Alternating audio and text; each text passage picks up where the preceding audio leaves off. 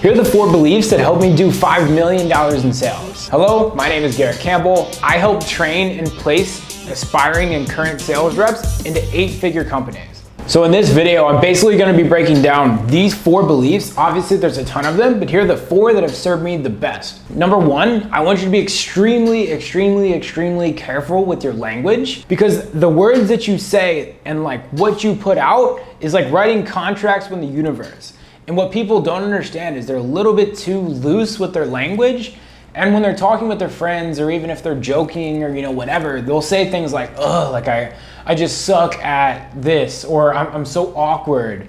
Like I can never make friends. Like I struggle to close deals. Like I don't know how to handle this objection. By doing that, like even though there's like a joke, like when people say, like, "Oh my God, I'm such an idiot. Like I can't believe I messed this up." It sounds like a joke, but like the reality of the situation is jokes are only jokes because there's a little bit of truth that are actually in them. So when you make these jokes, or you make these "I can't" or "I can never," like any of these "I'm an idiot," like these statements, you are literally writing contracts with the universe that say, "I am an idiot." And then your brain is working to find things in life to confirm that it's actually true. The next time you accidentally miss a call, you're like, "Well, I'm an idiot, so it makes sense that that happened." Or I told this prospect the wrong thing. "Well, I'm an idiot, so it makes sense that I did that." And then you'll start like almost making mistakes on accident and self-sabotaging because you told yourself you're an idiot. And it sounds so minor, but this negative self-talk does not serve you well, driving you down when it doesn't need to. Like, why don't, it is just in your best interest to have positive self-talk. I will do $15,000 this month. I will close 3 deals today. It does not hurt you. Even if it doesn't actually happen, it's positive reinforcement. And then by nature, your brain will work for these things to actually happen. What you put out to the universe is like what you give back. And your language and your thoughts are kind of like a mirror for how things actually happen. It's actually really ironic, because if you watch these people that do have negative self-talk, you'll notice they have a dirty apartment. Their friends like just do not serve them well. They make them go out all the time. Like they'll have a girlfriend that's constantly nagging at them and they don't actually like their girlfriend. They'll get fired from their job. They will wreck their car. They'll get rear-ended. Like this stuff happens because they're writing these negative contracts with the universe, and it's what's happening back. And I'm not trying to get all like woo-woo here, but it's the reality of the situation. These negative things just simply do not happen to me. And number 2, short-term pain equals long-term pleasure, and short-term pleasure equals long-term pain. Let me explain. All of the normies on social media really always kill me for this one, but like hear me out. Anytime you make a decision, there's like a fork in the road, which is basically short-term pain, long-term pleasure, or short-term pleasure, long-term pain. So this could be as simple as like, should I order pizza tonight, or should I make an extremely healthy meal at home? The short-term pleasure is obviously you want to eat the pizza. You don't want to like make a salad and like a super clean, healthy meal. So the short-term pleasure is, okay, I get to eat pizza. It tastes good. It tastes good, and I can watch a movie on the couch and it's awesome. But the long-term pain on the other side of that short-term pleasure decision, you could obviously like gain weight, like your lower energy, or you could do like the short-term pain, but you get the long-term pleasure, which is eating the healthier meal, right? Yeah, it sucks to, get up and like spend 30, 45 minutes to make an extremely healthy meal and eat it, and maybe it doesn't taste as good as that greasy ass pizza does. But eating good actually correlates to sales. And like, believe me on this one. There was a point in my life where I was making like 20 grand or so a month, and I was so busy, just packed out with 12 hours of sales calls every single day, I didn't have time to cook. Another belief that just did not serve me well. So I would wake up, roll out of bed 30 minutes before my sales call. I would fly to Starbucks. I'd get, a cheap breakfast and a 2,000 calorie coffee packed with sugar. I slam it, I jump to my call, I go through a bunch of them. I would literally order like a Little Caesars pizza or like DoorDash Panda. I would smash it in 20 minutes, go do more calls. And like a week and 2 weeks and 3 weeks and 4 weeks of doing this, when it came time to where I needed to follow up with the lead, I was like, oh, like, I already made like $1,000 today. Like, do I really need to follow up with them? Like, I do have a call with this prospect, but I don't think he would be a good fit. I'm just not gonna show up to the call. Like, believe me, it pains me to admit this to you guys. This is what was happening.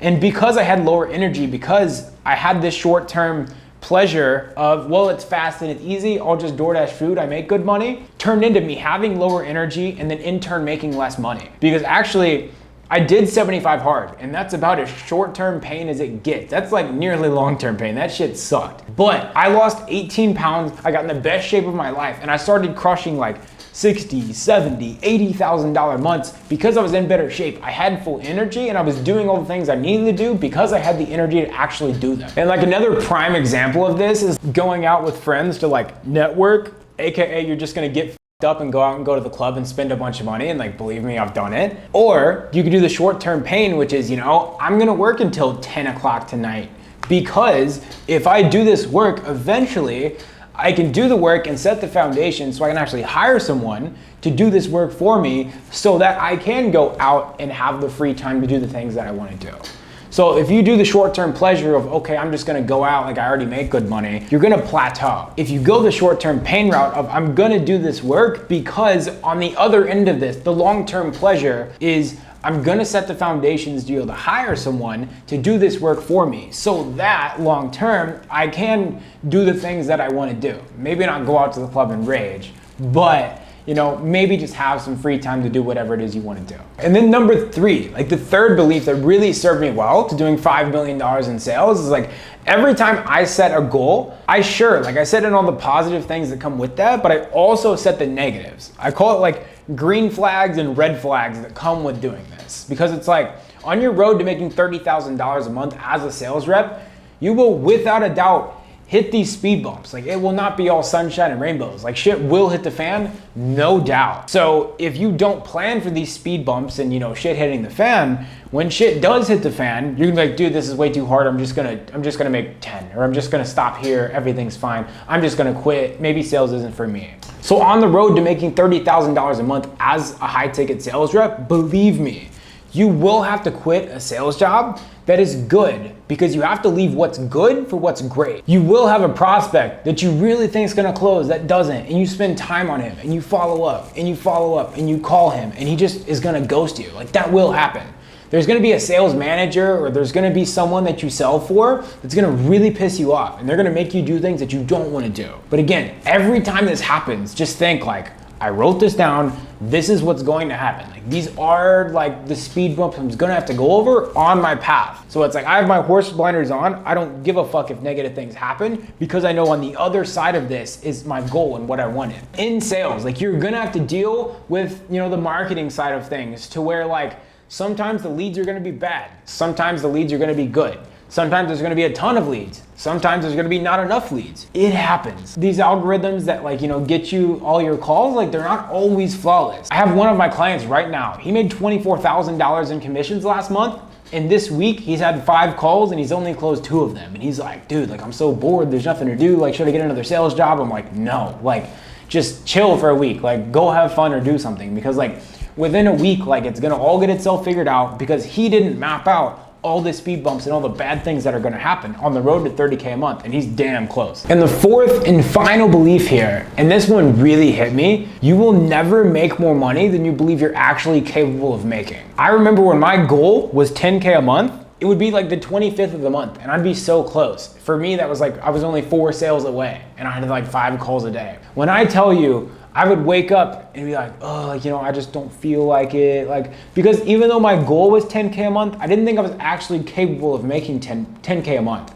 So as I got closer and closer, I would gradually like self-sabotage my way into not actually making it. And it's interesting because your standards are kind of like the floor and the ceiling for like what is okay for you, like literally like your standards. You have a bottom line standard, which I believe to be your floor, and you have a top line standard, which is like your ceiling. And this is kind of like what you deem to be your self-worth. Your floor and your ceiling should always be changing and it should always be rising. Because again, you will never make more than what your ceiling is on your standards. So I urge you to constantly be around people that are doing numbers, that are leveling up in life. Because I didn't believe I could make, you know, 20, 30, whatever as a sales rep until I got around guys that were doing 20, 30 grand a month as a sales rep. And then once I saw that, I'm like, what the fuck am I doing making 10, 12K a month thinking I'm hot shit? Like, what's the point of this? So I urge you to get in this environment of people and surround yourself with people that make you raise your floor, that make you raise your ceiling. Because this is the highs and lows of what you tolerate in life. And whatever you tolerate in life is exactly what you're gonna get. So again, just to kind of recap, the 4 beliefs that served me well was number 1, be extremely careful with your language. Do not allow any negative self-talk because you're writing contracts with the universe and you don't want to do this. Number 2, short-term pain equals long-term pleasure. Short-term pleasure equals long-term pain. You're always going to have these tons and tons and tons of decisions in life, and it's a fork in the road, and that's the decision you make every time. Choose the hard thing because it will result in you having a much better life. Number 3, when you set goals, you need to set down the positive things that are going to happen on the road to achieving your goal, and most importantly, the negative things that are going to happen on the road to achieving that goal. Because when you do hit these speed bumps on the way, on the path to achieving your goals, you're not deterred, it's not gonna bother you because you know they're going to happen, it's inevitable. And then number 4, you will never make more money than you believe you are capable of making. You show me your standards, I will show you your life, I'll show you your future. Raise your floor, raise your ceiling continually, and that's how you level up in life. I want you to comment below what belief truly shattered today. Comment below what that is, whether it's the negative self-talk, whether it's, setting standards and setting goals, whatever it is, comment below. And while you're typing out that comment, like when you get halfway through the sentence, I want you to fucking obliterate that subscribe button while you're at it.